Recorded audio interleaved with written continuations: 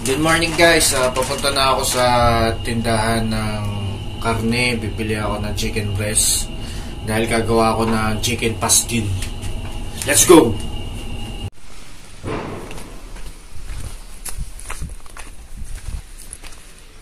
So guys, daan tayo dito sa shortcut para mabilis tayo ng lakad.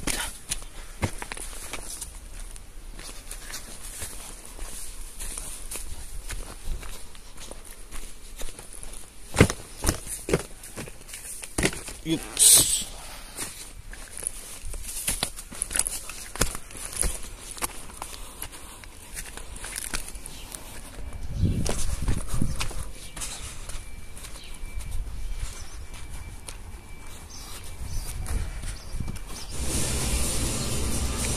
One eternity later.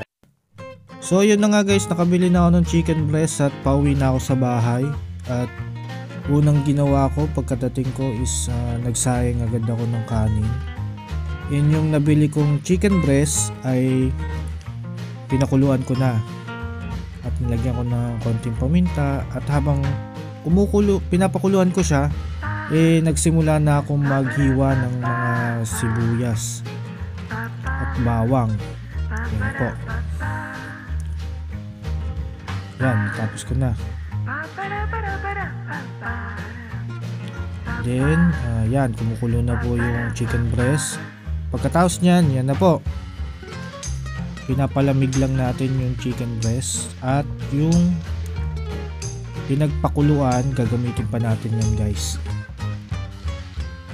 So, nagsisimula na akong maghimay.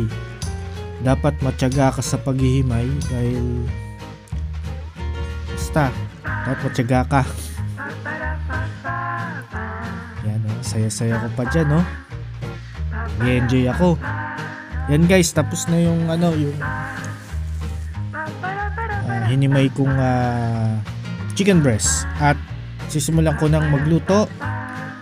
So naglagay ako ng mantika. Yan.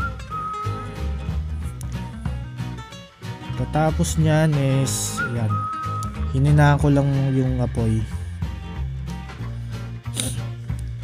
Pa ako. Yan guys. So ilagay na natin yung sibuyas and bawang. Yan na. Gisa-gisa lang natin yan guys. Yun. Mukha talaga. Parang mukha na talaga akong chef, no guys. Nakapamewang pa eh. So yan guys, no, habang ginigisa-gisa natin yung sibuyas at bawang, ilalagay na natin yung yung hinimay nating chicken breast. Yan na guys. Ilagay na natin. Yan na po.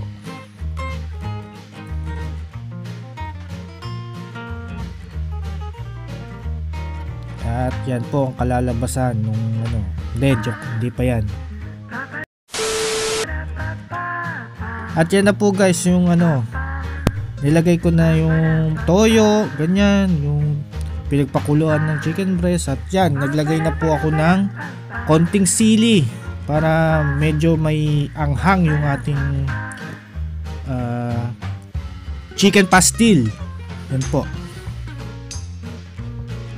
At yan na po guys, tapos na ang aking chicken pastil.